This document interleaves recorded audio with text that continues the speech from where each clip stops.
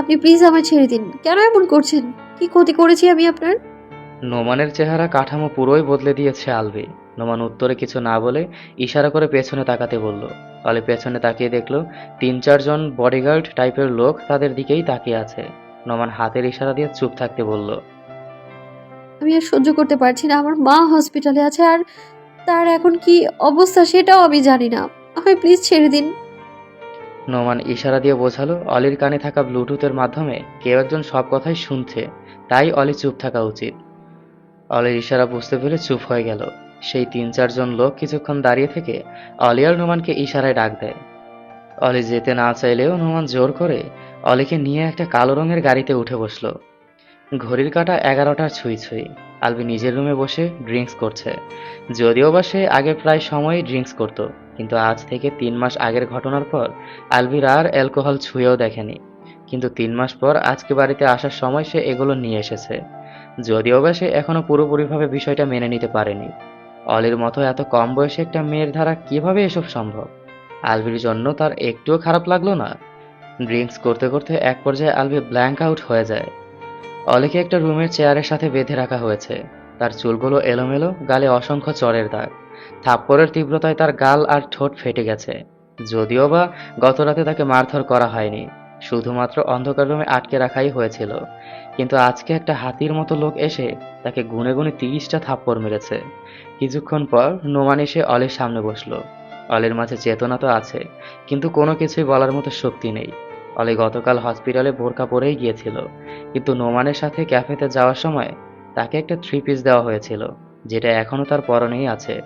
নোমান অলির সামনে থাকা টেবিলের ওপর একটা ফোন এনে রাখলো। অলি কোনো প্রকার প্রতিক্রিয়া করলো না। তার মাথা একদিকে হেলে রয়েছে। ঘেমে যাওয়ার কারণে চুলগুলো মুখের সাথে লেপ্টে আছে। হঠাৎ করেই ফোনের অপর পাশ থেকে একটা হাসির শব্দ ভেসে আসে। অলি জানে এই লোকটা হচ্ছে রিফাত। অলির এখনো সেই রাতের কথা মনে আছে, যেই রাতে রিফাত তাকে ভুং ভাং বুঝিয়ে আলবির রুমে আটকে দিয়েছিল। সবাইকে ভুলে গেলেও এই লোকটার কণ্ঠস্বর কখনো ভুলতে পারবে না। ভেবেছিলাম এভিকে সেদিন ড্রাগস দিয়ে তোকে রেপ করতে বাধ্য করার পর এভি আর তোর দিকে ফিরেও তাকাবে না, কিন্তু সেটা হলো না। কথাটা যেন অলির কানে তীব্র আন্দোলন তুলল। সে নিভু নিভু চোখে সামনের টেবিলের ওপরে রাখা ফোনটার দিকে তাকালো। কিন্তু এভি তো সেই ঘটনার পর তোকে পাওয়ার জন্য আরো বেশি ডেসপারেট হয়ে উঠল। লোকটার কণ্ঠ শুনে অলির প্রচণ্ড ঘৃণা হচ্ছে। জানিস তো, আমার মাঝে মধ্যেই ইচ্ছে করে এভি কিসের জন্য এত বেশি ডেসপারেট সেটা টেস্ট করে দেখতে। বাট আমি আবার কারো উচ্ছিষ্টা খাই না। লোকটা বিকট শব্দে হেসে উঠল। আমি এখনো বুঝতে পারছি না যে এত কিছুর পরেও এভি তোর কথা কেন ভাবছে এখনো। ট্রাস্ট মি, ওর জায়গায় আমি থাকলে কখন আরেকটা বিয়ে করে নিতাম। ওর উপরে আমার প্রচন্ড রাগ উঠছে, জানিস তো। ইচ্ছে করছে ওর হাতটা খুলে এনে পরীক্ষা করে দেখতে, যে সেখান থেকে কেন তোকে এখনো বের করতে পারছে না। কিন্তু সেটা করতেও পারবো না, কারণ এভির হাত খুলে ফেললে ও তো মরে যাবে, আর ওকে তো মেরে ফেলতেও পারবো না। অলি সবগুলো কথা মন দিয়ে শোনার পর বহু কষ্টে মাথা সোজা করে বসলো। তারপর কান্নাজড়িত কণ্ঠে নিম্ন স্বরে জিজ্ঞেস করলো। উনি আমাকে ইচ্ছে করে রেপ করেননি। ফোনের ওপাশে থাকা রিফাত আবারও হেসে ওঠে। আরে বোকা মেয়ে, ও তো তোকে ভালোবাসতো। ও কেন তোকে রেপ করতে চাইবে? তাছাড়া এভি অনেক মহান ছিল, কোনো মেয়ের দিকেই বান্দা ফিরে তাকাতো না। আরে আমার তো ওকে হিজড়া বলে মনে হতো, বাট ও তো এক রাতেই তোকে প্রেগনেন্ট বানিয়ে ছেড়েছে। রিফাতের কথা শুনে অলির গলা শুকিয়ে এলো। তার মানে রিফাতও জানে যে অলি প্রেগনেন্ট। এটা অলির জন্য মোটেও ভালো খবর নয়। অলি প্রেগনেন্ট এটা শুনে নোমান আর চোখে এবার অলির দিকে তাকায়। অলি ঠোঁট চেপে কেঁদে ওঠে। প্লিজ আমায় ছেড়ে দিন। আমি আপনাদের কি ক্ষতি করেছি? অলির আওয়াজ বড্ড ক্ষীণ শোনালো, যেন ফিসফিসিয়ে কথা বলছে। তুই আমার কোনো ক্ষতিই করিসনি, তবে একজনের অনেক বড় ক্ষতি করেছিস, আর সে আমার পার্টনার। তোকে ছেড়ে দেবো, তবে তার আগে তুই ডিভোর্স পেপারে সাইন করবি, আর এভির বাচ্চাটাকে অ্যাবর্শন করে ফেলবি, ওকে? অলি কান্নার মাঝেই বলে ওঠে। না না প্লিজ, আমি আমার বাবুকে নিয়ে অনেক দূরে চলে যাব। কখনো তার কাছে ফিরে যাব না আমি। আমার বাবুটার কোনো ক্ষতি করবেন না। না, আমার পার্টনার বলেছে বাচ্চাটাকে বাঁচিয়ে রাখা যাবে না, তো সেই কথা মতো কাজ হবে। বেশি তাড়ামি করলে বাচ্চার সাথে সাথে তোকে উপরে পাঠিয়ে দেবো। ফোনের ওপাশে থাকা রিফাত নোমানের উদ্দেশ্যে বলল। নোমান, ডিভোর্সের কাগজটায় ওকে দিয়ে সাইন করিয়ে নে। নোমান মাথা নেড়ে রুম থেকে বাইরে বেরিয়ে যায়। কিছুক্ষণ পর হাতে একটা কাগজ নিয়ে রুমে প্রবেশ করে। অলি ফুপিয়ে ফুপিয়ে কাঁদছে। নোমান অলির হাতের বাঁধন খুলে একটা কলম ধরিয়ে দেয়। এখানে সাইন করে দাও। অলি শরীরে সমস্ত শক্তি দিয়ে নিজের হাত সরিয়ে নেয়। আ- আমি ওনাকে ডিভোর্স দেব না, আপনাদের যা ইচ্ছে করুন। অলির তেজি কণ্ঠ শুনে ফোনের অপাশে থাকা রিফাত ধমকে উঠল। চুপচাপ সাইন কর, নাইলে তোকে আবারও রুমে আটকে রাখা হবে। অলি হেসে উঠল। আমি আর একাকিত্বকে ভয় পাই না, যা ইচ্ছে তাই করুন আপনারা। আমি মরে যাব তাও সাইন করব না আমি। তোর মরে যাওয়ার অনেক শখ, তাই না? অলি ছলাছল চোখে ফোনের দিকে তাকালো। আমার তো অনেক আগেই মরে যাওয়ার কথা ছিল, হয়তো আজকের দিনটা দেখার জন্যই বেঁচেছিলাম। সেদিন মরে গেলে আলভি তাসনিম মির্জার প্রতি ঘৃণা নিয়ে মরতাম, কিন্তু আজকে মরবো নিজের ভাগ্যের প্রতি ঘৃণা নিয়ে। এটা জেনে খুশি হলাম যে সে আমার ইচ্ছেকৃত রেপ করেনি। অবাক হলাম এটা শুনে যে সে নাকি আমাকে শুরু থেকেই ভালোবাসতো। মুগ্ধ হলাম এটা শুনে যে সে আমার আগে পরে অন্য কোনো নারীকে স্পর্শ করেনি। ভাগ্যের প্রতি এক আকাশ পরিমাণ ঘৃণা থাকলেও আমার কোনো আফসোস নেই। তবে শেষ নিঃশ্বাস পর্যন্ত আমি আলভি তাসনিম মির্জার স্ত্রী হিসেবেই থাকতে চাই। তাই মেরে ফেললেও আমি ওই পেপারে সাইন করব না। রিফাত চিৎকার করে উঠল। নোমান, দুইজন লোককে ডেকে এনে ওকে মেরে ফেল। নোমান কিছুটা ঘাবড়ে গেল, কিন্তু অলির মাঝে কোনো প্রতিক্রিয়া নেই। এমন সময় ফোনের অপাশে থাকা রিফাতের হাত থেকে আরেকজন লোক ফোনটা টেনে নিয়ে যায়। তারপর রুক্ষ কণ্ঠে রিফাতকে বলে, ও ডিভোর্স পেপারে সাইন করা আগ পর্যন্ত ওকে মারবি না। ও যদি ডিভোর্স পেপারে সাইন না করে তাহলে এবি কখনোই দ্বিতীয় বিয়েতে রাজি হবে না। আমি অ্যাবিকে চিনি, অ্যাবি সারা জীবন ওর জন্য অপেক্ষা করবে। এই লোকটার কণ্ঠ শুনে অলির চোখ বড় বড় হয়ে যায়। তার মনে হচ্ছে এই কণ্ঠটাও সে এর আগে শুনেছে, কিন্তু সে পুরোপুরিভাবে বুঝতে পারছে না যে লোকটা আসলে কে, কারণ লোকটার বাচনভঙ্গি অন্যরকম। তার মানে ওই পেপারে সাইন না করা পর্যন্ত আমাকে ওরা মারবে না, এটাই আমার কাছে একমাত্র সুযোগ। কথাগুলো ভেবেই অলি মুখে হাসি টেনে বলল, আমি ওই পেপারগুলোতে সাইন করে দিতাম, কিন্তু আপনারা আমার গায়ে হাত তুলেছেন, টর্চার করেছেন, সেই জন্যই আমি এখানে সাইন করব না। একটা কথা শুনে রাখুন, আমাকে টর্চার করে কখনোই এই পেপারে সাইন করাতে পারবেন না। দ্বিতীয় লোকটা ফোনের অবাস থেকে বলল, দেখা যাক তুই কতক্ষণ টর্চার সহ্য করতে পারিস। পিঠের উপরে যখন স্পেশাল ডোজ পড়বে তখন সুর করে পেপারে সাইন করে দিবি। নোমান কিছু একটা ভেবে বলে উঠল, বস, আপনারা নিশ্চিন্তে থাকুন, আমি তো আসি। আমি ওকে দিয়ে আজকে রাতের মধ্যে পেপারগুলোতে সাইন করিয়ে নেব। আপনারা কেউ এই নিয়ে ভাববেন না। সেটা তোর জন্য ভালো হবে। ঠিকঠাক কাজগুলো না হলে তুইও কিন্তু টাকাগুলো পাবি না। কাল সকালের মধ্যে ওকে দিয়ে পেপারগুলো সাইন করিয়ে নিবি। তারপর ওর মরার শখটাও পূর্ণ করে দিবি। ওকে এমন স্পেশাল ডোজ দিয়ে মারবি যে কেউ কখনো লাশটাও খুঁজে পাবে না। ওকে বস। টুট টুট আওয়াজে কলটা কেটে যায়। অলি শান্ত চোখে নোমানের দিকেই তাকিয়ে আছে। লোকটা যে এতটা জঘন্য সেটা সে ভাবতেও পারেনি। অলি শোনো, পেপারগুলোতে সাইন করে দাও। অলি কিছুক্ষণ চুপ থেকে বলল, ছেড়ে দিন আমায়। আমি ছেড়ে দিতে পারলে অবশ্যই দিতাম। আমি নিজ থেকে তোমাকে এখানে আনিনি অলি। ওনারা আমাকে যা করতে বলবে আমাকে তাই করতে হবে। তুমি হয়তো বিশ্বাস করবে না, কিন্তু আমি তোমার ব্যাপারে কিছুই জানতাম না। আমাকে যখন যা করতে বলা হয়েছে আমি শুধু তাই করেছি। অলি দৃঢ় কণ্ঠে জিজ্ঞেস করল, প্রথম থেকেই আপনি আমার সাথে অভিনয় করেছেন, তাই না? নোমান হ্যাঁ বোধক মাথা নেড়ে বলল, তোমাকে অ্যাক্সিডেন্ট থেকে বাঁচানো বাদে সব কিছুই আমি ওনাদের কথা মতো করেছিলাম। অ্যাক্সিডেন্ট আপনাদের প্ল্যানের বাইরে ছিল? আমাদের প্ল্যান নয়, সব কিছুই শুধুমাত্র ওনাদের প্ল্যান। আমি শুধুমাত্র ওনাদের কথা মতো কাজ করেছিলাম। এমনকি তোমার নামটাও ওনারা আমাকে বলেনি। অলি সবকিছু শুনে নিজের পেটের উপর হাত রেখে বলল, আমার বাবুকে চাই, আমি বাঁচাতে চাই আমি। তুমি সত্যি প্রেগনেন্ট? অলি মাথা নাড়িয়ে হ্যাঁ বলল। আমায় অন্তত হেল্প করুন এখান থেকে বের হতে। নোমান একটা শ্বাস ছেড়ে বলল, আমি পারবো না অলি। ওনারা আমাকে টাকা দেবে, আর সত্যি বলতে টাকাগুলো আমার অনেক প্রয়োজন। অলি মাথা তুলে নোমানের দিকে স্থির চাহনি নিক্ষেপ করল। আপনি টাকা দিয়ে কি করবেন? আমি সেদিন তোমাকে মিথ্যা বলেছিলাম যে আমার নানু মারা গেছে। আসলে আমার নানু মারা যাননি, সে বেঁচে আছে। কিন্তু তার কণ্ঠ ভারী হয়ে এলো। ওনার হার্ট ফেল করেছে। অলি এখন মাত্র 25% কাজ করছে। ডাক্তার বলেছে অপারেশন না করালে বেশি দিন বাঁচবে না। নোমান চোখ নামিয়ে নিল। বাইপাস সার্জারি করতে হবে, 5 লাখ টাকার উপরে খরচ। আমি লু স্টুডেন্ট, এলএলবি করছি, সেই সাথে একটা ছোটোখাটো চাকরি করি। তার উপরে আমার বাবা মা নেই। আমি ছোট থাকতেই তারা একটা অ্যাক্সিডেন্টে মারা গেছেন। নানু ছাড়া আমার আপন বলতে কেউ নেই। টাকাগুলো আমার খুব প্রয়োজন অলি, আমি তোমাকে সাহায্য করতে পারবো না। অলি মনোযোগ দিয়ে নোমানের কথাগুলো শুনল। ওনারা আপনাকে কত টাকা দেবে? অলির স্বাভাবিক কণ্ঠ শুনে নোমান কিছুটা অবাক হয়েছে। এইরকম পরিস্থিতিতেও মেয়েটা এতটা স্বাভাবিক কিভাবে?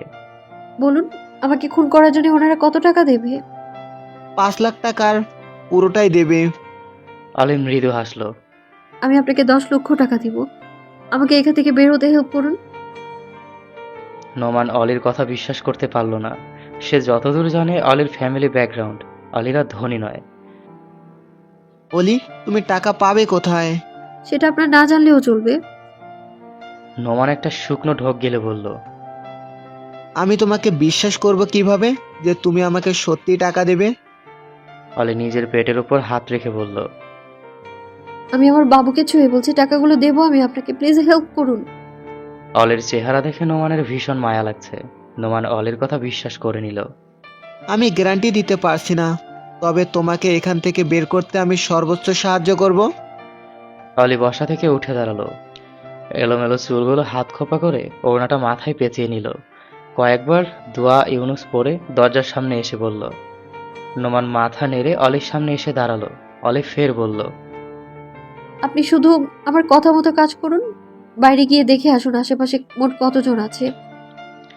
নোমান রুম থেকে বেরিয়ে গেল। 15 মিনিট পর সবকিছু চেক করে অলির কাছে ফিরে এলো। বাইরে বেশি গার্ডস নেই, সবাই ঘুমিয়ে গেছে, কিন্তু মেইন গেটে কয়েকজন গার্ডস আছে। অলি ঠোঁট চেপে কিছু একটা ভেবে বলল। আপনি কোনোভাবে ওনাদের গেট থেকে 1 মিনিটের জন্য সরাতে পারলেই আমি বেরিয়ে যেতে পারবো। নোমান চিন্তিত কণ্ঠে বলে। কিন্তু কোথায় যাবে তুমি? আমার মায়ের কাছে যেতে চাই। আমি নিখোঁজ হওয়ার পর না জানি তাদের কি অবস্থা। আমি প্রথমে বাড়িতে যাব, সেখানে তাদের না পেলে হসপিটালে যাব। নোমান একটা শ্বাস ফেলে বলল। তোমার এখন সেখানে যাওয়া উচিত হবে না। আমাকে না পেলেই এখানে লোকেরা হন্যে হয়ে খোঁজা শুরু করবে। মির্জা ভিলা এখান থেকে 20 মিনিটের রাস্তা, তুমি বরং সেখানে যাও। তাসনিম মির্জার সাথে থাকাটাই তোমার জন্য এখন বেশি সেফ হবে। অলি অবাক চোখে তাকায়। আপনি মির্জা ভিলা কিভাবে চেনেন?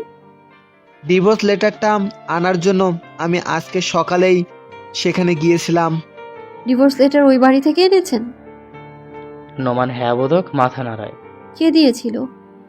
আমি জানি না কে দিয়েছে, আমাকে শুধু লোকেশন দিয়ে বলা হয়েছিল যে মির্জা ভিলার সামনে থাকা দারোয়ানের কাছ থেকে একটা লেটার আনতে হবে। ব্যাস, আমি শুধু তাদের অর্ডার ফলো করেছি। আপনি তাড়াতাড়ি যান, আমাদের হাতে বেশি সময় নেই। নোমান একটু ইতস্তত করে বলল। অলি, টাকাগুলো কখন দেবে? দেখো, আমার কিন্তু টাকাগুলোর অনেক প্রয়োজন। আমি যে করেই হোক 2 দিনের মধ্যে আপনার সাথে কন্ট্রাক্ট করব। তাছাড়া আপনার ফোনে তো আমার নাম্বার আছেই। তুমি আমার নাম্বার ব্লক করে রেখেছো। অলি বেশ বিরক্ত হলো। এখন এসব কথা বলার জন্য তার হাতে সময় নেই। আপনাকে বললাম তো আমি নিজে থেকে আপনার সাথে কন্ট্রাক্ট করব। বিশ্বাস করুন আমায়। নোমান একটা শ্বাস ফেলে রুম থেকে বেরিয়ে যেতে নেবে, কিন্তু তার আগেই ফিরে এসে অলির দিকে কিছু টাকা এগিয়ে দেয়। অলি একবার টাকাগুলোর দিকে তাকিয়ে পুনরায় নোমানের দিকে তাকায়। নোমান অন্যদিকে তাকিয়ে বলে। এখানে 500 টাকা আছে, নিজের কাছে রাখো। আর রাতে আধারে রাস্তা হারিয়ে ফেলো না, যেন কোথাও লুকিয়ে থেকো, কারণ সকাল হওয়ার আগে কেউ তোমায় পালিয়ে যাওয়ার বিষয়ে জানতে পারবে না। তবে সকাল হতেই একটা ট্যাক্সি নিয়ে মির্জা ভিলায় চলে যেও। আর আমার মনে হয় ওই বাড়িতেও তোমার শত্রু আছে, তাই সবসময় চোখ কান খোলা রেখো। অলি মাথা নেড়ে টাকাটা নিল। নোমান সামনের দিকে ঘুরে রুম থেকে বেরিয়ে গেল। অলিও তাকে অনুসরণ করে হাঁটা ধরল। পথিমধ্যেই 2 জন গার্ড সামনে এসে পড়ে। তাদেরকে দেখে অলি দরজা আড়ালে লুকিয়ে পড়ে। নোমান তাদেরকে অন্যদিকে নিয়ে বলে। তোমরা এখানে কি করছো? আমি তো আছি, তাই না? তোমরা নিশ্চিন্তে গিয়ে ঘুমাও। একটা মেয়েকে পাহারা দিতে এতজন লাগে নাকি? তাছাড়া মেয়েটা ঘুমিয়ে গেছে। নোমানের কথা শুনে গাছ দুটো মাথা নেড়ে চলে যায়। অলির বুকের ভেতর ধুকপুক ধুকপুক করছে। নোমান পেছনে ফিরে ইশারা করতেই অলি আবারও নোমানকে অনুসরণ করতে লাগলো। নোমান দরজার সামনে এসে দেখলো গাছগুলো ভীষণ সতর্কতার সাথেই দরজা পাহারা দিচ্ছে। নোমান এগিয়ে গেল সেই দিকে। হ্যালো গাইস, তোমরাও পারো বাবা। একটা মেয়ের জন্য এত কড়া গার্ডের কি আছে? তিনজনের মধ্যে একজন বলল, আমার নিজের কাজ নিয়ে অনেক সতর্ক, সেখানে বন্দি ছেলে নাকি মেয়ে বা তার সংখ্যায় কয়জন সেটা আমার দেখার বিষয় না। নোমান বুঝতে পারলো শুকনো কথায় চিড়ে ভিজবে না। সে পকেট থেকে এক সেট তাস বের করলো, যেগুলো মূলত সে স্টোর রুমে পেয়েছিল। আমি একা একা বোর হচ্ছি, ঘুমও আসছে না। চলো না আমরা তাস খেলি। নোমানের কথা শুনে তিনজন গার্ডসই একে অপরের দিকে চাওয়াচাওয়ি করে। আরে ভয় পেও না, মেয়েটাকে ঘুমের ইঞ্জেকশন দেওয়া হয়েছে। তাছাড়া ওর দরজাটাও বাইরে থেকে লক করা। নোমানের কথা শুনে তিনজনই রাজি হয়ে যায়। সেই ফাঁকেই নোমান পেছনে ফিরে অলিকে ইশারায় চলে যেতে বলে। অলি ও ইশারা বুঝতে পেরে সন্তর্পণে সেখান থেকে বেরিয়ে যায়। অলি চলে গেছে, কিন্তু বেচারা নোমান ফেঁসে গেছে। সে তো তাসের তও জানে না, খেলবে কিভাবে? তুমি তো খেলতেই পারছো না। নোমান মিথ্যা মিথ্যা ঘুম আসার বাহানা করে বলে।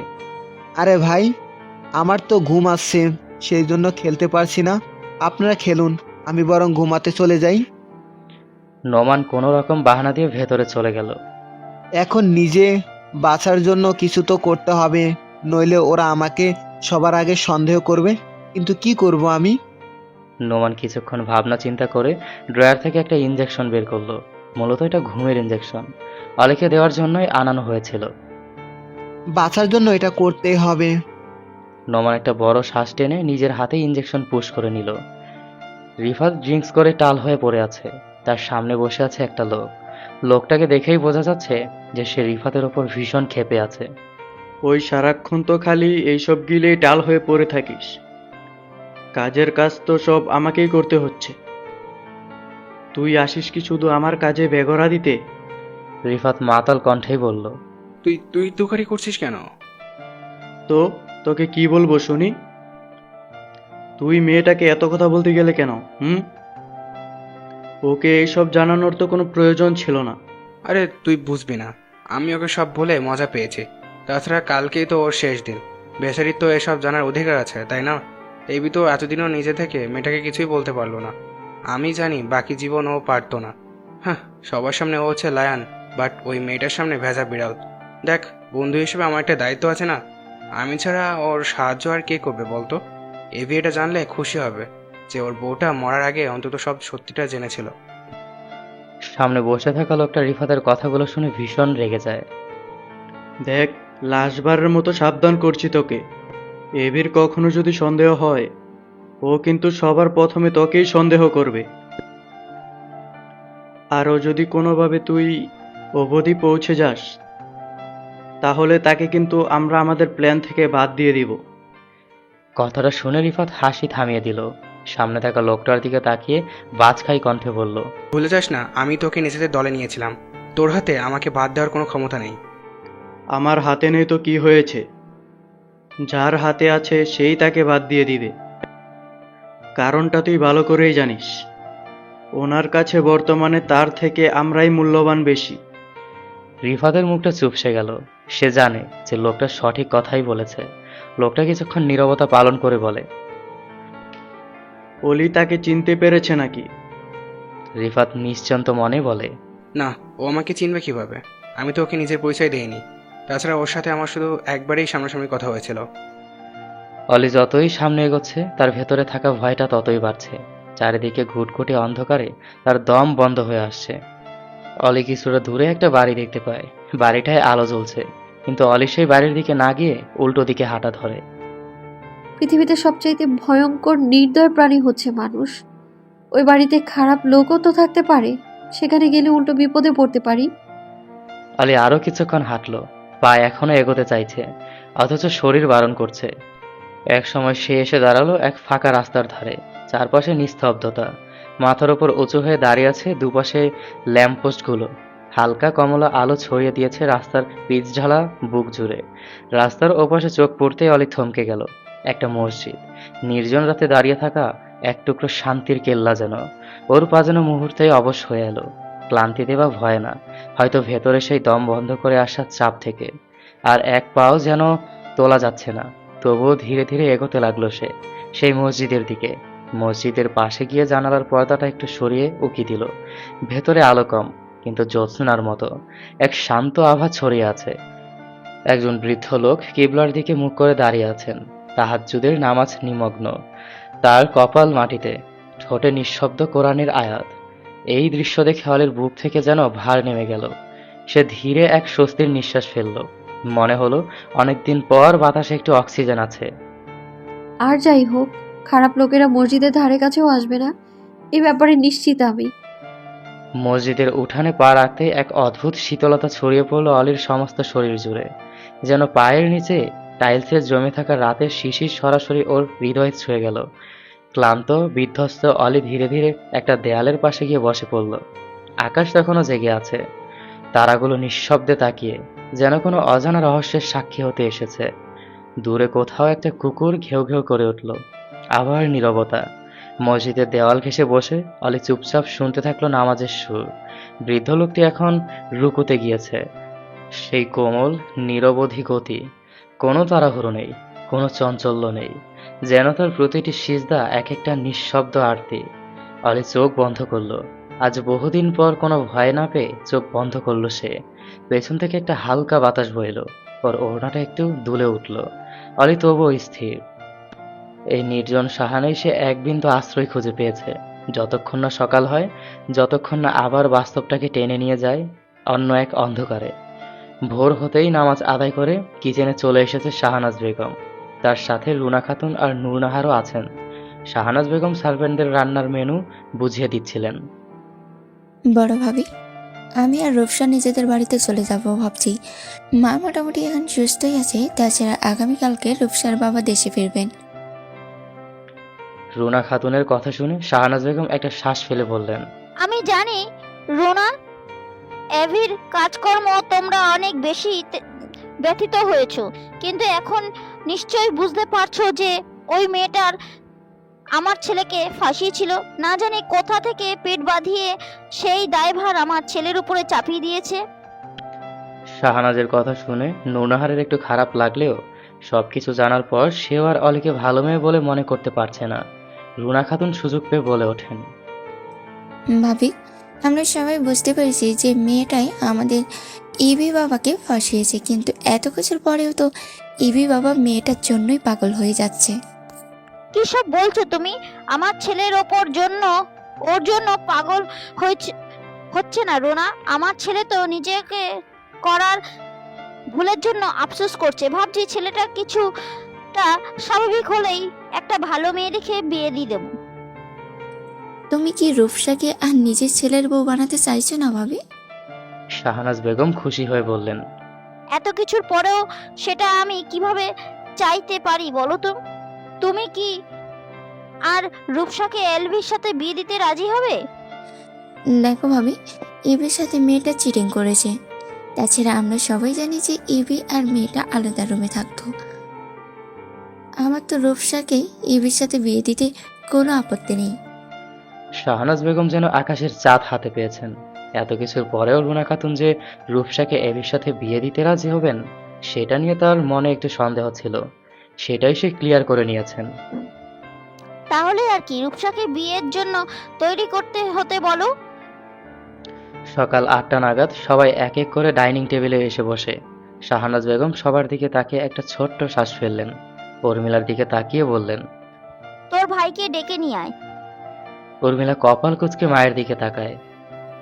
মা, তুমিই চাও না, জানোই তো ভাইয়াকে ডাকতে গেলেই ভাইয়া রেগে যায়, তাও বারবার কেন আমাকেই যেতে বলো? মামুনি, আমি ডেকে আনছে। বলেই রূপসা উঠে দাঁড়ালো। তখনই কলিং বেল বেজে ওঠে। একজন সার্ভেন্ট ব্যস্ত পায়ে দরজা খোলার উদ্দেশ্যে এগিয়ে গেল। বাকি সবাই একসাথে দরজার দিকে তাকিয়ে আছে। মূলত এই সময় কে এসেছে সেটাই তাদেরকে ভাবিয়ে তুলেছে। অবশ্য রূপসা সেদিকে খেয়াল না করেই আলভিকে ডাকতে চলে গেছে। দরজা খুলে দিতেই অলি হন্তদন্ত হয়ে বাড়ির ভেতরে ঢুকে পড়ে। এই সাত সকালে অলিকে আসতে দেখে উপস্থিত সবাই চমকে গেল। অলি আশেপাশে না তাকিয়েই সিঁড়ি বেয়ে উপরে যেতে নেবে, তখন ওই শাহনাজ বেগম বাত সাধলেন। এই মেয়ে, কোথা থেকে এসেছো? বলা নেই কওয়া নেই, হন হন করে কোথায় যাচ্ছ শুনি? শাহনাজ বেগমের কথা শুনে অলি থমকে দাঁড়ায়। বউ হয়ে আসার পর এই প্রথম শাহনাজ বেগম অলির সাথে কথা বলেছেন। অলির মাথার ওড়নাটা আরেকটু টেনে শাহনাজ বেগমের দিকে তাকালো। অলির চেহারার অবস্থা দেখে উপস্থিত সবাই অবাক হলেও কোনো কিছুই জিজ্ঞেস করার প্রয়োজন বোধ করলো না। আমার পরীক্ষা শেষ, তাই আমি ফিরে এসেছি। নিজের রুমেই যাচ্ছিলাম। অলির কথা শুনে শাহনাজ বেগম তেড়ে এলেন। এই মেয়ে, বেশি ন্যাকামো করবে না বলে বলে দিলাম। এতদিন অনেক সহ্য করেছি, কিন্তু এবার আর সহ্য করব না। নোংরার তো অভাব নেই। যাও না, তোমাদের সাথে ফুর্তি করো। সরি, রিপিট, যাও না তাদের সাথে ফুর্তি করো। নাকি সেসব রঙ তোমার চাহিদা ঠিকঠাক ভাবে পূরণ করতে পারছে না? অলি ছলছল চোখে শাহনাজ বেগমের দিকে তাকালো।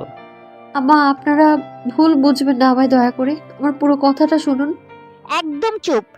আম্মা বলে ডাকবে না আমাকে। তোমার মতন মেয়ের চেহারা দেখলেও ঘেন্না লাগে আমার। কি ভেবেছো তুমি? হ্যাঁ, তুমি যা ইচ্ছে করবে তাই আমার ছেলেকে তোমার কিছুই বলবে না? অলি অসহায় চোখে শাহনাজ বেগমের দিকে তাকিয়ে রইল। তখনই রুনা খাতুন এগিয়ে এসে বললেন, কোন সাহস এই বাড়িতে রেখেছিস বলতো? লজ্জা করলো না একটু? ও, লজ্জা থাকলে তো করবে। তোর মতো মেয়েরা তো লাজ লজ্জা সব সস্তা দামে বাজারে বিক্রি করে দিস। নিশ্চয়ই তোর নতুন প্রেমিকের শখ মিটে গেছে, সেই জন্যই কি আবার চান্স খুঁজতে এই বাড়িতে এসেছিস? কথাগুলো শুনে অলির মাথা ঘুরতে লাগলো। সে জানে এখানে থাকাটা তার জন্য সেফ হবে না।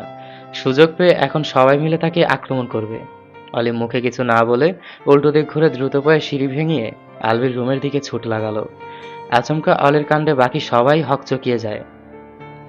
এই মেয়েটা আবারও গিয়ে আমার ছেলের ব্রেন ওয়াশ করবে, কিন্তু সেটা আমি আর কিছুতেই হতে দেব না। বিড়বিড় করে কথাগুলো বলে শাহনাজ বেগমও অলির পিছু নিলেন। বাকি সবাই খাওয়া দাওয়া বাদ দিয়ে আলবির রুমের উদ্দেশ্যে পা বাড়ালো। রূপসা বেশ কিছুক্ষণ ধরে আলবির রুমের দরজায় নীরব উদ্বেগ করা নাড়ছিল। বারবার নক করলেও ভেতর থেকে কোনো সাড়া আসছিল না। ঠিক এমন সময় রূপসার দৃষ্টি গেল দূরের হল রুমে। দ্রুত পায়ে ছুটে আসছে অলি। তার চোখে মুখে আতঙ্ক আর অস্থিরতার ছাপ, যেন কোনো অজানা শঙ্কা তাকে তাড়া করে ভিড়ছে। অলি একটিবারও রূপসার দিকে না তাকিয়ে সোজা গিয়ে দরজা ধাক্কা দিতে লাগলো, যেন তার নিঃশেষিত প্রাণ শক্তিটুকু দিয়ে সে এই বন্ধ রুমের ভিতর পৌঁছাতে চায়। শুনছেন? দরজা খুলুন প্লিজ। অলি কেঁপে উঠল, কণ্ঠস্বর থরথর করে উঠল কান্নায়। বাধা দিয়ে আর রাখতে পারল না নিজেকে। চোখের জল গড়িয়ে পড়ে গেল গাল বেয়ে। রূপসা থমকে দাঁড়িয়ে তাকিয়ে রইল, মুখে বিস্ময়, চোখে অবিশ্বাস। এই মেয়ে, এই তুমি এই বাড়িতে আসলে কিভাবে? আল্লাহ দোহাই লাগে, দরজাটা খুলুন। তার কণ্ঠে ছিল হচ্চকিত রাগ, কিন্তু অলি কোনো উত্তর দিল না। সে যেন শুনছেই না, কেবল একটানা দরজায় ধাক্কা দিয়েই যাচ্ছে, কখনো হাত দিয়ে, কখনো কাঠ ঠেকিয়ে। শরীরের প্রতিটা কোষ থেকে সে আকুতি ছুড়ে দিচ্ছে। হঠাৎ করেই অপ্রত্যাশিতভাবে দরজাটা খুলে গেল। অলি কোনো প্রস্তুতি ছাড়াই সামনের দিকে ছিটকে গিয়ে সোজা আলবির বুকের সাথে ধাক্কা খেল। তার সমস্ত ক্লান্তি, আতঙ্ক আর স্বস্তি যেন সেই এক মুহূর্তে গলে গিয়ে আলবির শরীরে ভর করল। আলবি হতচকিত হয়ে দাঁড়িয়ে রইল, চোখে এখনো ঘোলাটে দৃষ্টি। গতরাতে ড্রিঙ্ক করতে করতে সে জ্ঞান হারিয়েছিল। কিছুক্ষণ আগেই অলির করুণ আরতিতে তার জ্ঞান ফিরেছে। রুমটা পুরোপুরি সাউন্ড প্রুফ হলেও দরজা এমন ধাক্কাধাক্কির শব্দ প্রবেশ করেছে ভেতরে। এখনো তার শরীর থেকে অ্যালকোহলের তীব্র গন্ধ বের হচ্ছে, চোখ লালচে, মুখ বিবর্ণ, অথচ অলি সেসব কিছুই অনুভব করছে না। সে কেবল বাঁচার আকুতিতে আলবির শরীর আঁকড়ে ধরে আছে। প্লিজ আমায় ভুল বুঝবেন না। আপনি যা দেখেছেন, যা শুনেছেন সব মিথ্যে ছিল। আমি ইচ্ছে করে কিছুই করিনি। সবকিছুই আপনার বন্ধু রিফাতের প্ল্যান। সেই আমাকে আটকে রেখে এসব করতে বাধ্য করেছে। অলির কণ্ঠস্বর কাঁপছে। আলবি কিছু না বলে তাকিয়ে আছে অন্যদিকে, চোখে ঘোর, ভেতরে অস্বস্তি। তবে অলির মুখের ভীত প্রার্থনা যেন তাকে কাঁপিয়ে দিচ্ছে। ওরা আমাকে মেরে ফেলবে, আমায় বাঁচান প্লিজ। সেখানে বাড়ির প্রায় সবাই দাঁড়িয়ে, নিস্তব্ধ থমথমে এক পরিবেশ। অলি আর আলভিকে এই অবস্থাতে দেখে রূপসা প্রচণ্ড রেগে গেছে। ক্রোধের বশে তার হাত পাও কাঁপছে। এভি, এই মেয়েটাকে এক্ষুনি বাড়ি থেকে বের করে দে। ওর জন্য আমাদের পুরো পরিবারটা একেবারে অপবিত্র হয়ে গেল। শাহানাজ বেগমের কথা শুনে আলভি ভ্রু কুঁচকে তাকায়। তার নেশা এখনো পুরোপুরিভাবে কাটেনি, মনে হচ্ছে সে এখনো কোনো ঘোরের মাঝেই আছে। আলভি মুখে কিছু না বলে অলির থেকে নিজেকে ছাড়িয়ে নিল, কিন্তু অলি ঘুরে গিয়ে আলভির পেছনে লুকিয়ে পড়ল। এভি, বের কর ওকে। কথাটা বলতে বলতেই শাহানাজ বেগম এগিয়ে এলেন আলভির দিকে, কিন্তু রুম থেকে আসা অ্যালকোহলের উটকো গন্ধে সে অলিকে টেনে নিয়ে যেতে পারল না। শাহানাজ বেগম অবিশ্বাসের সুরে প্রশ্ন ছুড়লেন। এভি, তুই বাড়িতে মদ এনেছিস? প্রশ্নটা শুনে অলি চোখ বড় বড় করে আলভির দিকে তাকায়, কিন্তু আলভির মাঝে কোনো ভাবাবেগ নেই। সে তীক্ষ্ণ কণ্ঠে বলল, সকাল সকাল নাটক শুরু করেছো কেন? সবাই বের হও আমার রুম থেকে। আলভি উল্টো দিকে ঘুরে ওয়াশরুমের দিকে চলে যেতে নিলে অলি পেছন থেকে আলভির শার্টের অনেকটা অংশ খামছে ধরে। আলভি বেশ বিরক্ত হয়ে অলির দিকে তাকায়। কি সমস্যা? বের হও আমার রুম থেকে। অলি একটা ঢোক গেলে সামনের দিকে তাকিয়ে দেখল শাহানাজ বেগম, রূপসা আর রুনা খাতুন জ্বলন্ত চোখে তার দিকেই তাকিয়ে আছে। প্লিজ আমাকে সবকিছু বুঝিয়ে বলার সুযোগটুকু দিন। সবটুকু শোনার পর আপনি আমার বের করে দিলে আমি নীরবে বের হয়ে যাব, প্লিজ। আলভির ঘোর কিছুতেই কাটছে না, শাওয়ার নেওয়া জরুরি। সে অলির হাতটা ছাড়াতে গেলে অলি আরো শক্ত করে তাকে জড়িয়ে ধরে। এরকম দৃশ্য দেখে ইয়ামিন মির্জা, নূরনাহার আর উসমান মির্জা কিছুটা বিভ্রান্ত হয়ে ব্যস্ত পায় নিজেদের রুমে চলে যায়। আলভি খিটখিটে মেজাজে বলল, আমাকে ফ্রেশ আসতে তো দিবি নাকি? অলি মাথা নাড়িয়ে না বলল। আলভি ভীষণ অবাক হয়ে গেল অলির ব্যবহারে। যে মেয়েটা তাকে দেখলেই পিছিয়ে যায়, সেই মেয়েটাই কেন আজকে নিজে থেকে তার দিকে এগিয়ে এসেছে। আলভি, তুই মেয়েটাকে এখনো সহ্য করছিস কিভাবে? ওকে ধাক্কা দিয়ে বের করে দিচ্ছিস না কেন? জবাবে আলভি মায়ের দিকে তাকিয়ে শান্ত স্বরে বলল। তোমরা যাও, আমি দেখছি। আলভির কথা শুনে রূপসা সহ বাকি দুজনেও তাজ্জব বনে গেল। রুনা খাতুন বলে উঠলেন, ইবি বাবা, তুমি কি দেখবে? আর কি দেখার বাকি আছে? এই মেয়েটা যা যা করেছে তাতে আমরা সবাই দেখেই নিয়েছি, তাই না? আলভি একবার অলির দিকে তাকিয়ে পুনরায় রুনা খাতুনের দিকে তাকিয়ে বলল, আমি কি দেখবো না দেখবো সেটা জানাটা কি তোমাদের জন্য খুব বেশি জরুরি? না মানে আমার তো অনেক কিছু দেখার থাকতে পারে, তাই না? রুনা খাতুন আলভির কথার মানে বুঝলেন না, কিন্তু উর্মিলা, রূপসা আর সবার পেছনে দাঁড়িয়ে থাকা ইয়াদ আলভির কথার মানে বুঝতে পেরেছে। রুনা খাতুন আরো কিছু বলতে যাবে, তার আগে উর্মিলা এগিয়ে এসে বলল, প্লিজ ফুপি, তুমি আর কিছু বলো না তো। ভাইয়া নেশা করেছে, তার কথার ধরন দেখে বোঝা যাচ্ছে যে নেশা পুরোপুরি কাটেনি। তুমি সোজাভাবে কথা বললেও ভাইয়া উল্টোপাল্টা ভেবে উত্তর দিয়ে বসবে, সেটা তোমার জন্য লজ্জাজনক হবে। কথাটা বলে উর্মিলা চলে যায়। ইয়াদ বাকিদের উদ্দেশ্যে বলে, ভাইয়ার মাথা ঠিক হয়নি, তোমরা বরং যাও এখান থেকে। ইয়াদের কথা শুনে রূপসা আর রুনা খাতুন চলে গেলেন। সবশেষে শাহানাজ বেগম অলের দিকে একবার তীক্ষ্ণ চাহনি নিক্ষেপ করে রুম থেকে বেরিয়ে যান। ছাড়ো, এখন চলে গেছে সবাই। আলভির কণ্ঠে এক ধরনের শীতল তীক্ষ্ণতা ছিল, যা অলির বুকের ভেতরটাকে হঠাৎ করেই খালি করে দিল। ধীরে ধীরে সে তার বুক থেকে নিজের শরীরটা সরিয়ে নেয়। তীব্র এক অস্বস্তি ছড়িয়ে পড়ে গা জুড়ে। সে তো ইচ্ছা করে আলভিকে জড়িয়ে ধরেনি, পরিস্থিতির প্রেক্ষিতে তাকে বাধ্য হয়ে এমনটা করতেই হয়েছিল। আলভি একবার অলির দিকে তাকিয়ে মুখে কিছু না বলে সোজা ওয়াশরুমের দিকে চলে যায়। তার চলার ভঙ্গিতে ক্লান্তি আর একরাশ বিতৃষ্ণা লেগেছিল। অলি ধীর পায়ে রুমের দরজাটা লাগিয়ে দিয়ে এসে বিছানায় এক কোণায় বসে পড়ে। খানিকটা নিঃশ্বাস নেওয়ার সুযোগ পেয়ে যেন একটু স্বস্তি ফিরে আসে, কিন্তু সেই স্বস্তি বেশিক্ষণ স্থায়ী হলো না। হঠাৎ করেই তার নাকে এক তীব্র ঝাঁঝালো গন্ধ এসে আঘাত করে। অ্যালকোহলের গন্ধ। মাথার ভেতরটা যেন ঘুরে ওঠে। এতক্ষণ ভয়ের কারণে অলি গন্ধটা টেরই পায়নি, কিন্তু এখন তার বমি পাচ্ছে। গর্ভবতী শরীর এমনিতেই সংবেদনশীল, তার উপর এমন তীব্র গন্ধ। এক মুহূর্ত সহ্য করতে না পেরে অলি মুখ চেপে ধরে ওয়াশরুমের দিকে ছুটে গেল, কিন্তু আলভি তো ওয়াশরুমে তখন শাওয়ার নিচ্ছিল। অলি ওয়াশরুমের দরজায় একবার কড়া নেড়ে কাঁপতে কাঁপতে বলে ওঠে, দরজা খুলুন। ও তার গলা ধরে আসছে। পেটের ভেতরটা কেমন যেন মোচড় দিয়ে উঠে আসছে গলা অবধি, কিন্তু ভেতরে থাকা আলভি দরজা খুলল না। খুলবেই বা কিভাবে? তার সারা শরীরে যে সাবানের ফেনা। অলি এবার প্রায় কাঁদো কাঁদো কণ্ঠে বলে, প্লিজ দরজা খুলুন, আর পারছি না। আলভি এক মুহূর্ত দাঁড়িয়ে থেকে বুঝতে পারল পরিস্থিতি আর ধীর স্থিরভাবে নেওয়ার সুযোগ নেই। কি করবে বুঝতে না পেরে তাড়াহুড়ো করে শাওয়ারের কলটা জোরে ঘুরিয়ে দিল। ঠান্ডা পানির ধারায় সাবানের ফেনাগুলো যেন মুহূর্তেই গলে গেল তার শরীর থেকে। চটজলদি কোমরে টাওয়াল পেঁচিয়ে ভেজা পায়ের শব্দ তুলে দ্রুত দরজার দিকে এগিয়ে গেল সে। দরজাটা খোলার সঙ্গে সঙ্গেই ঘটল অঘটন। অলি আর নিজেকে সামলাতে পারল না। ঝাপসা দৃষ্টিতে সে আলভির মুখটাও ভালোভাবে দেখতে পায়নি। অলি নিজেকে কন্ট্রোল করতে না পেরে আলভির উন্মুক্ত বুকের ওপরেই গল গল করে বমি করে দিল। অলি পেটের তেমন কিছুই ছিল না, শুধু স্বচ্ছ পানি বমির ন্যায় বেরিয়ে এসেছে। অলি ভারসাম্য হারিয়ে আলভির গায়েই ঢলে পড়ে। পায়ের নিচে শক্তি নেই, চোখ বুজে এসেছে। কান্না চাপা দিতে গিয়ে গলার ভিতর থেকে হাঁপ ধরার শব্দ বের হচ্ছে। আলভি প্রথমে ভরকে গেলেও অলির চাপা কান্নার আওয়াজ কানে আসতেই সে এক হাতে অলির সামনে নিল, অন্য হাত দিয়ে আলতো করে অলির পিঠে হাত বুলিয়ে দিল। অলি যতটা না কষ্টে কান্না করেছে, তার চাইতেও বেশি কান্না করছে আলভির গায়ের উপরে বমি করে দেওয়ার জন্য। আলভি গম্ভীর কণ্ঠে বলে ওঠে। কান্না থামাও। আলভি অলিকে নিয়ে বেসিনের সামনে দাঁড় করালো, কল ছেড়ে বলল। চোখে মুখে পানি দাও। অলি কোনো কথা না বলে মাথা ঝাঁকায়, কাপা হাতে পানির ছিটা দেয় চোখে মুখে। পায়ের নিচে এখনো মাটি নেই তার, শরীরটা যেন এক ফালি তুলোর মতো। বমি করার পর শক্তি হারিয়ে ফেলেছে। অলি রয়ে শয়ে মুখ তুলে আলভির দিকে তাকায়, চোখ দুটি জলে টইটুম্বুর। লজ্জা আর অপরাধ বোধে সে আড়ষ্ট হয়ে আছে, ঠোঁট দুটো অনবরত কাঁপছে। সরি। আলভি কিছুক্ষণ চুপ করে অলির চোখের দিকে তাকিয়ে থাকে। মুখে তেমন কোনো আবেগ নেই, কেবল একটা শ্বাস ফেলে বলে। তুমি নিজের রুমে চলে যাও, আমাকে কাপড়ে শাওয়ার নিতে হবে। অলি মাথা নাড়িয়ে না বলল। আলভি বিরক্তির স্বরে বলে ওঠে। কি সমস্যা? আমার বাড়ির লোকেরা কি তোমাকে খেয়ে ফেলবে নাকি? অদ্ভুত বিহেভ কেন করছো? অলি চোখ সরিয়ে দরজার দিকে তাকায়, মৃদু স্বরে বলে ওঠে।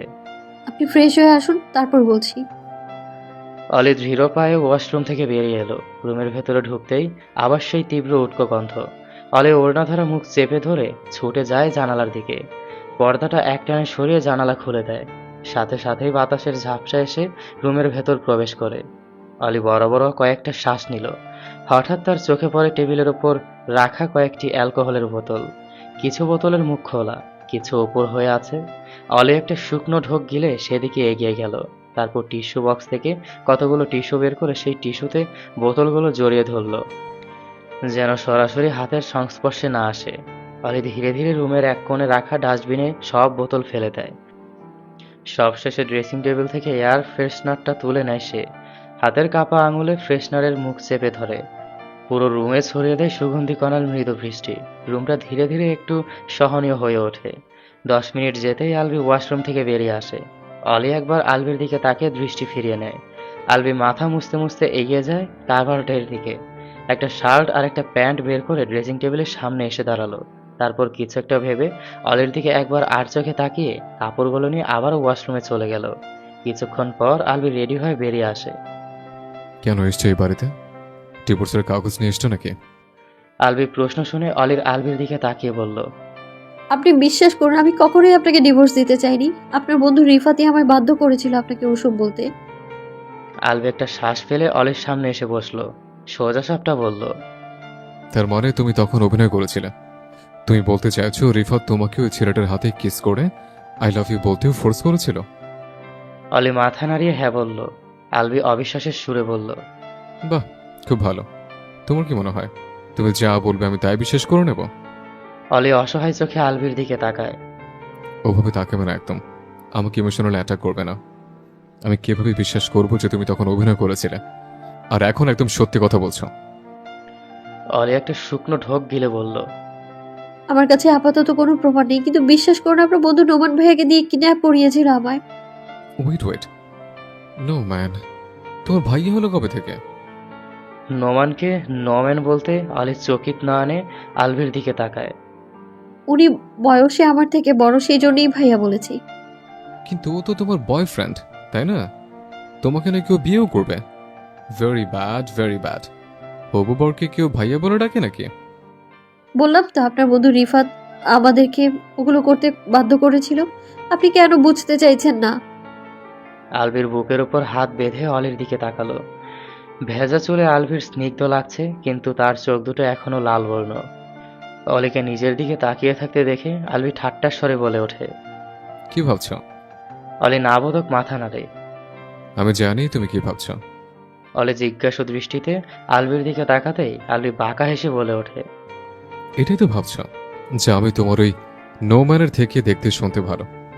আমাকে ছেড়ে গিয়ে তোমার আফসোস হচ্ছিল, তাই না? সেজন্য কি ফিরে এসছো? কথাটা শুনে যেন অলির চোখ কোটর থেকে বেরিয়ে আসার উপক্রম। অলি ফট করে দাঁড়িয়ে যায়, আলভির দিকে খানিকটা ঝুঁকে গিয়ে নিজের চেহারাটা দেখিয়ে বলে, আপনার কি মনে হয় আমার চেহারার এই অবস্থা আমি নিজেই করেছি? না, আমার তো মনে হয় মেকআপ। আমি জানি মেয়েরা মেকআপ করতে পছন্দ করে, তুমিও করো নিশ্চয়ই। তো তোমার এই মেকআপগুলো কি তুমি নিজেই করেছো নাকি কোনো বিউটিশিয়ানকে দিয়ে করিয়েছো? আলভি বসা থেকে উঠে দাঁড়ালো। হঠাৎ করেই অলির গালজোড়া চেপে ধরে শুকনো দৃষ্টি বুলিয়ে বলল, বাহ, অনেক ভালো মেকআপ করেছে তো, একদম রিয়েলিস্টিক লাগছে। আচ্ছা, কোন বিউটিশিয়ান এত ভালো মেকআপ করে দিল আমাকে বলো, আমি তাকে টিপস দিতে চাই। মানতেই হবে সে অনেক এক্সপার্ট। আলভির কথায় অলি স্তব্ধ হয়ে গেল। আলভির থেকে নিজেকে ছাড়ানোর জন্য ছটফট করতে লাগলো, কিন্তু ফলস্বরূপ আলভি আরেক হাতে অলির চুল টেনে ধরল, দাঁতে দাঁত চেপে রুক্ষ কণ্ঠে বলে উঠল, মরতে এসছিস আমার কাছে? তুই যদি ভেবে থাকিস যে বারবার আমি তোকে ছেড়ে দেব, তাহলে তুই ভুল ভাবছিস। পয়সন বি, আমার সম্পর্কে কোনো ধারণা নেই তোর। এই আলভি তাসনিম মির্জা এতটাও ভালো নয় যে বারবার তোর মতো চিটার আর ছলনাময়কে ছেড়ে দেবে। আলভির কথা শুনে অলির চোখ বেয়ে পানি গড়িয়ে পড়ল। তার মনে হচ্ছে গাল দুটো এবার খসেই পড়বে। ছেড়ে দিন প্লিজ, আমি ব্যথা পাচ্ছি। আলভি হঠাৎ করেই অলিকে নিজের বুকের সাথে চেপে ধরে। অলি কয়েক সেকেন্ডের জন্য স্থির হয়ে যায়। আলভি অলির মাথাটা প্রচন্ড শক্ত করে নিজের বুকের সাথে চেপে ধরেছে।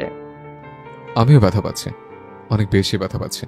তুই আমাকে ব্যথা দিচ্ছিস, কেন দিচ্ছিস?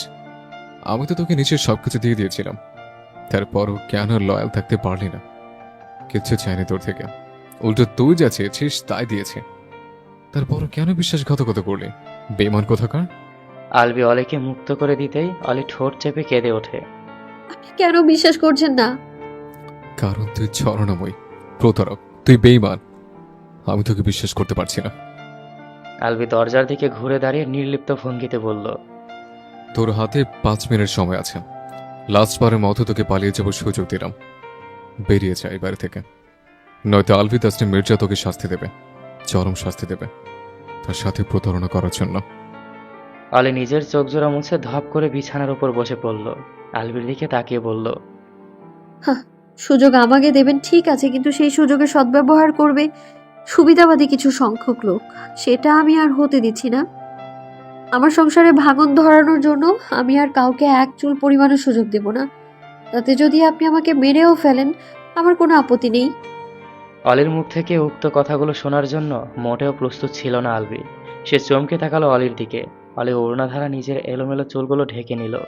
আলভি অলির দিকে তাকে সন্দিহান কণ্ঠে জিজ্ঞেস করলো, তোমার কি টাকা পয়সা লাগবে, নাকি আমার সম্পত্তি ভোগ করার জন্য আমাকে মারতে এসছো?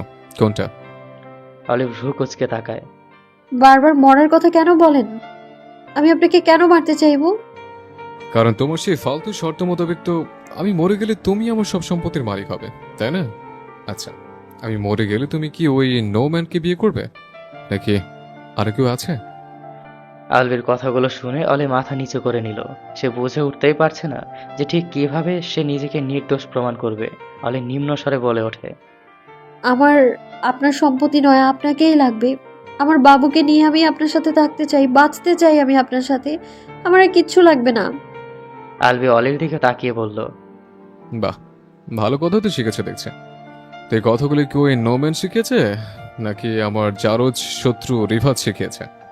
আচ্ছা, রিফাতকে তুমি খুব ভালো করে চেনো, তাই না? সেদিনকে রিফাত তোমাকে জোর করে আমার রুমে আটকে দিয়েছিল, নাকি তুমি ওর সাথে হাত মিলিয়ে নিজে থেকে আমার রুমে এসেছিলে? অলি ফোঁস করে একটা শ্বাস ফেলে আলভির দিকে তাকালো। আমাকে কিছুদিন সময় দিন, আমি কোনটা সত্য আর কোনটা মিথ্যা প্রমাণ করে দেব। সত্যি। অলি ভ্রু কুচকে আলভির দিকে তাকায়। আলভি মৃদু হেসে বলে ওঠে, একটা কারণ দেখাও যার ভিত্তিতে আমি তোমাকে সময় দেব।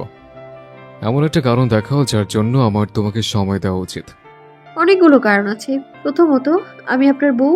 দ্বিতীয়ত, আপনার অনাগত সন্তানের মা। আর পরিশেষে, আপনি ভালোবাসেন আমায়। শেষের কথাটা শুনে আলভি চমকে তাকালো। এই কথাটা তো সে অলিকে কখনো বলেনি। তাহলে অলি জানলো কিভাবে? কে বলেছে যে আমি তোমার মতো মেয়েকে ভালোবাসি? অলি ভ্রু নাচিয়ে বলে ওঠে, আপনিই বলুন, ভালোবাসেন না? না, মিথ্যে বলছেন। আমি ছলনাময়ী প্রতারক, বেইমান, আর আপনি হলেন মিথ্যেবাদী। আলভি উত্তর না দিয়ে কাভার থেকে একটা ওভারকোট বের করলো। অলির সাথে কথা বলতে বলতে তার অফিস টাইম হয়ে গেছে। অফিস শেষে বিকেলের দিকে তাকে হসপিটালেও যেতে হবে। আলভিকে রেডি হতে দেখে অলি বসা থেকে দাঁড়িয়ে যায়। অলি কিছুই বলল না। সে বুঝে গেছে আলভি হয়তো অফিসে নয়তো হসপিটালে যাচ্ছে। আলভি রেডি হয়ে রুমের দরজা খুলে বেরিয়ে যেতে নিলে অলিও তাকে অনুসরণ করতে লাগলো। আলভি তাকে পাত্তা না দিয়ে সোজা নিচে নেমে ডাইনিং টেবিলে গিয়ে বসলো। অলিও তার পিছু পিছু তার পাশের চেয়ারে বসে পড়ল। শাহনাজ বেগম একবার অলির দিকে তাকিয়ে আলভির দিকে তাকালেন। এবি তুই এই মেয়েটাকে ডিভোর্স দিবি কবে? আলভি এক টুকরো রুটি মুখে নিয়ে বলল। কখনোই না। কথাটা শুনে অলির ঠোঁটের কোণে হাসি ফুটে ওঠে, কিন্তু আলভির বলা পরের কথাটা শুনেই হাসিটা মিলিয়ে যায়। মা, আমি ওকে কখনোই ডিভোর্স দেব না, কারণ আমার হাতে তো ডিভোর্স দেওয়ার ক্ষমতা নেই। তবে ও আমাকে খুব শীঘ্রই ডিভোর্স দিয়ে দেবে। রূপসা আজকে ভার্সিটিতে যায়নি। আলভিকে টেবিলের দিকে যেতে দেখে সেও টেবিলের সামনে এসেই দাঁড়িয়েছিল। আলভির কথা শুনে রূপসা বলে ওঠে। কেন? তুমি কেন ওকে ডিভোর্স দিতে পারবে না? আলভি একবার রূপসার দিকে তাকিয়ে বলল। ও বিয়ের আগে শর্ত দিয়েছিল যে ডিভোর্স দেওয়ার ক্ষমতা শুধুমাত্র ওর হাতেই থাকবে। শাহনাজ বেগম অবাক স্বরে বললেন। কি? আর তুই সেই শর্ত মেনেও নিলি? আলভি হ্যাঁ বোধক মাথা নাড়ল। রূপসা ক্রোধের বশে বলে উঠল। কি বলছো? তুমি এত বোকা, আগে জানতাম না। কথাটা আসতে বললেও আলভি শুনতে পেয়েছে। সেদিনের থাপ্পড়টা জায়গা মতো পড়লে এসব ভাবনা আর মাথায় আসতো না। আলভির কথা শুনে রূপসা একবার অলির দিকে রাগী চাহনি নিক্ষেপ করে চলে যায়। শাহনাজ বেগম বলে ওঠেন। তুই রূপের সাথে এভাবে কথা বলছিস কেন? তুই কি বুঝিস না যে রূপ তোকে ভালোবাসে? এভি, ভালো করে শুনে রাখ, এই আপদটা এই বাড়ি থেকে বিদায় হওয়া মাত্রই আমি রূপকে তোর বউ বানাবো। কথাটা শুনে অলি চমকিত নয়নে শাহনাজ বেগমের দিকে তাকালো। আলভির আর চোখে একবার অলির দিকে তাকিয়ে খাবার খাওয়া মনোযোগ দিল। অলি অবিশ্বাসের সুরে প্রশ্ন করল। আমি এসব কি বলছেন? শাহনাজ বেগম মুখ বাঁকিয়ে বললেন। সঠিকই বলছি, তুমি তাড়াতাড়ি আমার ছেলের ঘাট থেকে নামো। অলি বসা থেকে উঠে দাঁড়ালো। আম্মা, আপনি ভুলে যাবেন না আমি ওনার বাচ্চার মা হতে চলেছি। এই অবস্থায় উনি কি করে আমার ছেড়ে আরেকটা বিয়ে করতে পারেন বলুন? শাহনাজ বেগম ভীষণ চটে গেলেন। একদম ঘাওড়াবাজি করবে না। কোথাকার কোন পাপ পেটে বাঁধিয়ে ধরে সেই পাপের বোঝা আমার ছেলের ঘাড়ে চাপিয়ে দিতে চাইছো? এই মেয়ে, শুনে রাখো, তোমাদের ডিভোর্স খুব শীঘ্রই হবে, আর তারপর আমার ছেলেকে আমি আবারও বিয়ে করাবো। এতক্ষণ চুপ করে থাকলেও আলভি এবার আর চুপ থাকতে পারল না। মা, আমি তোমাকে আগে সতর্ক করেছিলাম এই কথাটা কখনো মুখে দিয়ে উচ্চারণ করার মতো ভুল করবে না। তারপরও তুমি আবার এই কথাটা কেন বললে? অলি ঠোঁট চেপে কেঁদে উঠল। এই কথাটা সত্যিই অনেক ভারী। তাকে পাগলামি করলেও সে এতটা কষ্ট পায় না, কিন্তু এই কথাটা শুনেই তার মরে যেতে ইচ্ছে করে। 100 বার বলবো, কি করবি তুই?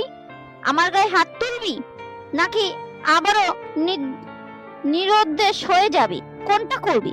শুনে রাখ, তুই যতদিন এই মেয়েকে বাঁচানোর চেষ্টা করিস না কেন, কোনো মিথ্যা কখনো সত্য হয়ে যাবে না।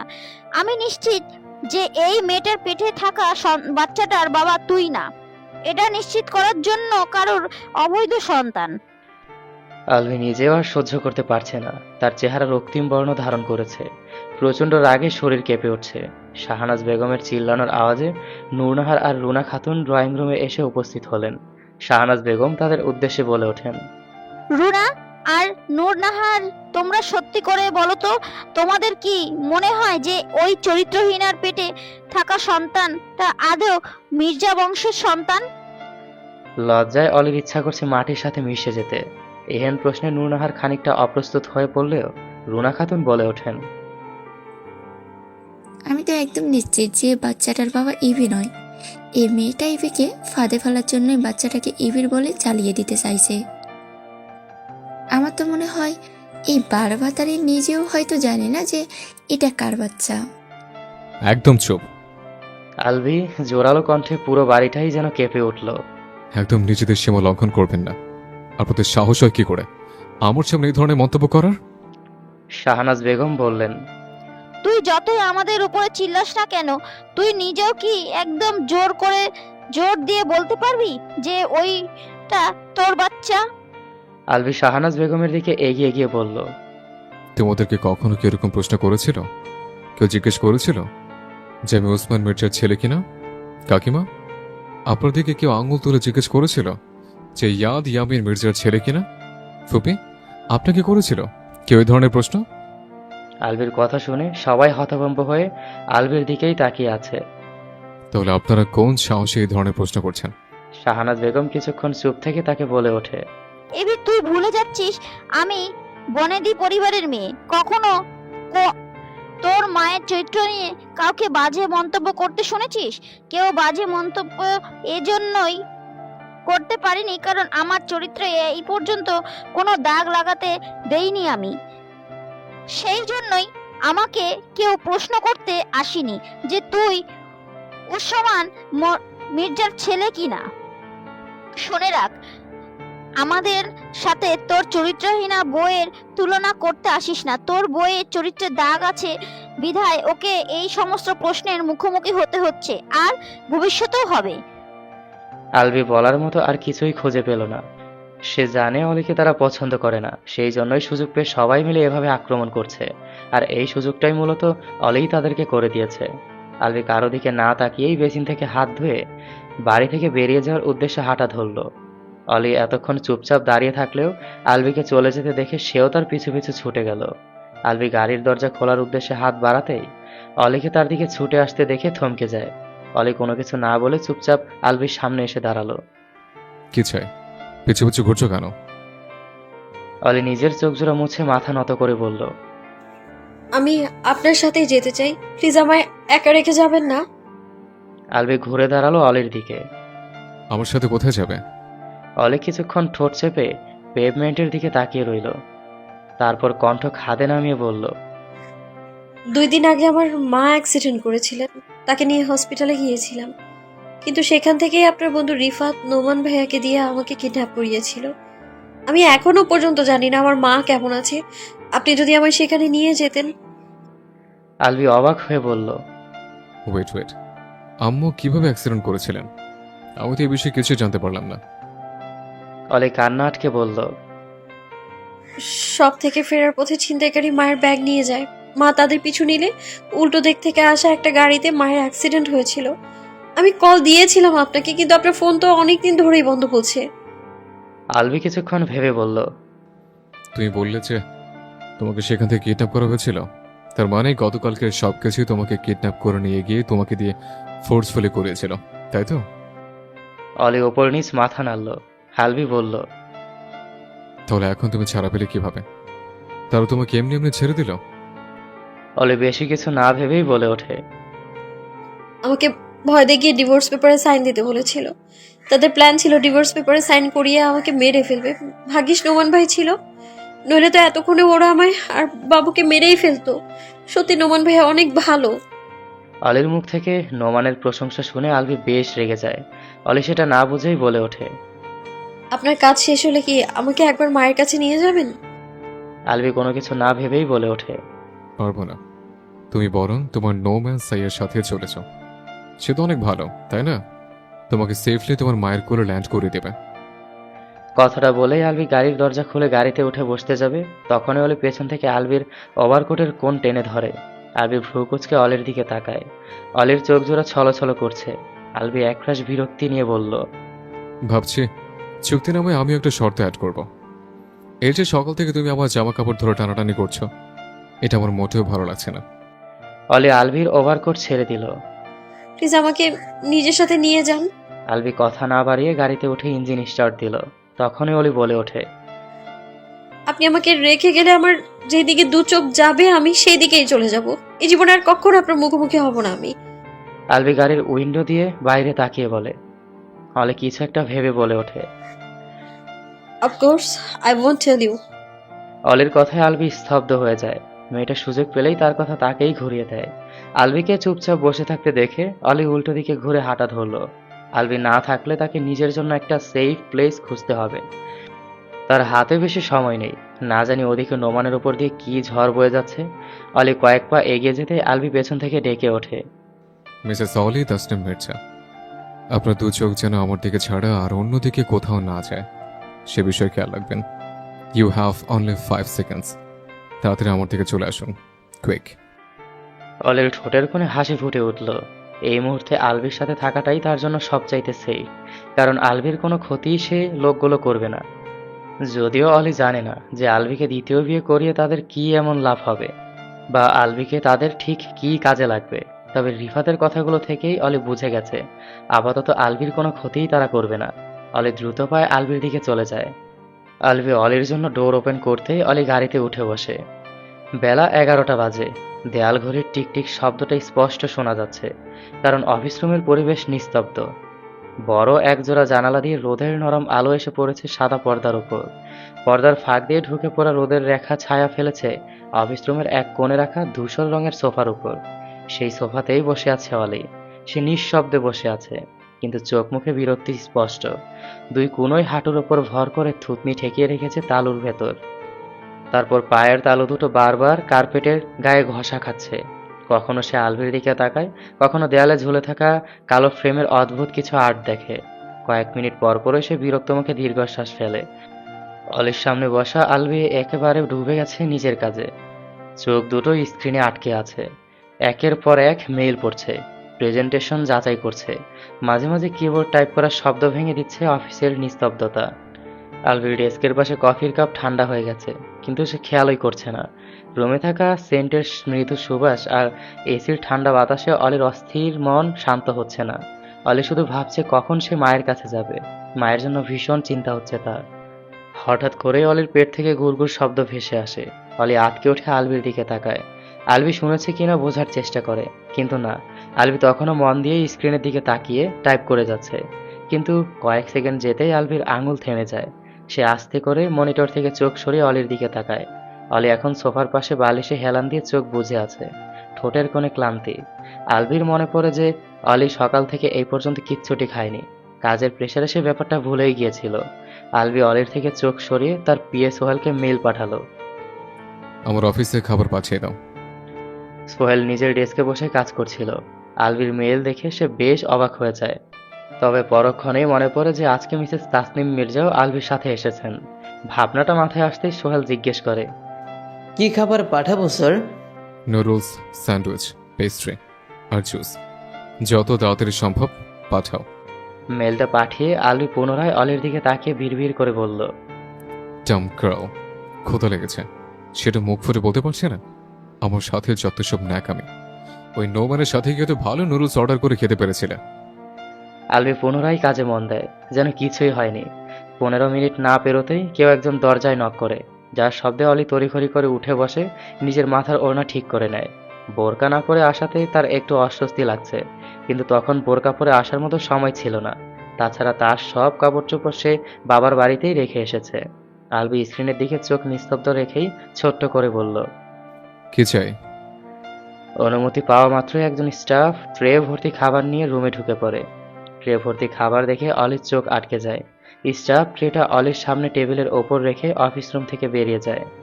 অলি একবার আলভির দিকে তাকায়, কিন্তু আলভির হাবভাব দেখে মনে হচ্ছে সে নিজের কাজে অনেক ব্যস্ত। অলি বেশি কিছু না ভেবে নুডলসের বাটিটা হাতে নিয়ে খেতে লাগলো। পেটে প্রচণ্ড ক্ষুধা থাকায় নুডলসটা যেন অমৃত বলেই মনে হচ্ছে। অলির খাওয়ার গতি দেখে আলভির চোখ আটকে যায়। মেয়েটা এত বেশি ক্ষুধা নিয়েও চুপচাপ বসেছিল। খাওয়ার মাঝে হঠাৎ অলির চোখ যায় আলভির দিকে। আলভিকে নিজের দিকে তাকিয়ে থাকতে দেখে অলি মুখের খাবারটুকুও যেন গিলতে ভুলে যায়। অলির রিয়াকশন দেখে আলভি চোখ সরিয়ে পুনরায় স্ক্রিনের দিকে মনোযোগ দিল। কিছুক্ষণ যেতেই কাঁধের ওপর কারো আলতো স্পর্শে আলভি ভ্রু কুঁচকে পাশে তাকাতেই দেখলো অলি পেস্ট্রি হাতে দাঁড়িয়ে আছে। কি চাই? আলভির গম্ভীর কণ্ঠ শুনে অলি একটা শুকনো ঢোক গিলে মিনমিনিয়ে বলল, সরি, আমি হয়তো আপনার জন্য আনা খাবারগুলো খেয়ে ফেলেছি। অলির কথা শুনে আলভি থমকে গেল। আলভিকে চুপ থাকতে দেখে অলি পুনরায় বলে ওঠে, আপনি এটা খেতে পারেন, আমি এটা হাতও লাগাইনি। আলভি একবার অলির হাতে থাকা পেস্ট্রির দিকে তাকিয়ে পুনরায় অলির দিকে তাকায়। আলভির সাথে চোখাচোখি হওয়া মাত্রই অলি মাথা নিচু করে নেয়। খাবারগুলো তোমার জন্য আনা হয়েছিল, তাই এটাও তুমিই খেয়ে নাও। আলভির শীতল কণ্ঠে অলির শরীর আরাশ হয়ে এলো। সে প্লেটটা নিয়ে ফিরে আসার জন্য দুপা এগিয়ে আবারও আলভির দিকে ফিরে তাকায়। আলভি এখনো অলির গতিবিধি পর্যবেক্ষণ করছিল। অলি একটু ইতস্তত করে বলেই ফেলে, আপনিও তো সকালে ব্রেকফাস্ট শেষ না করেই চলে এসেছিলেন। আপনার ক্ষুধা লাগেনি? আলভি স্ক্রিনের দিকে ফোকাস করে বলল, কাজ করার সময় আমি ক্ষুধা অনুভব করি না। যাও এখান থেকে। এটা কিভাবে সম্ভব? এখন বেলা 11:30 বাজে আর আপনি বলছেন কাজ করছেন, সেই জন্যই ক্ষুধা অনুভব করছেন না? আমি অনেক ব্যস্ত আছি, বিরক্ত করো না। অলি আর বেশি কিছু না বলে আলভির কাছ থেকে সরে যায়। আলভি একবার আর চোখে অলির দিকে তাকিয়ে আবারও কাজে মন দেয়। কিছুক্ষণ যেতেই অলি আবারও আলভির পাশে এসে দাঁড়ালো। এই মুহূর্তে আসমা বানুর বলা একটা কথা তার মনে পড়ছে। আচ্ছা, তুই কখনো এরকম কিছু করেছিস যার জন্য আলভি তোর কথা মনে পড়বে? অলি সব ভাবনা সাইডে রেখে এক টুকরো পেস্ট্রি হাতে নিয়ে আলভির মুখের সামনে ধরলো। আচমকা এরকম হতে আলভি হকচকিয়ে অলির দিকে তাকায়। অলি দ্রুত গতিতে বলে ওঠে, দেখুন, আমি নিজের হাত খুব ভালো করে ধুয়ে এসেছি।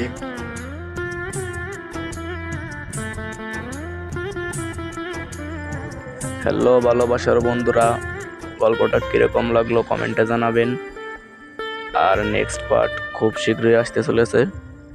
আপনারা কী ধরনের গল্প শুনতে চান কমেন্টে জানাবেন।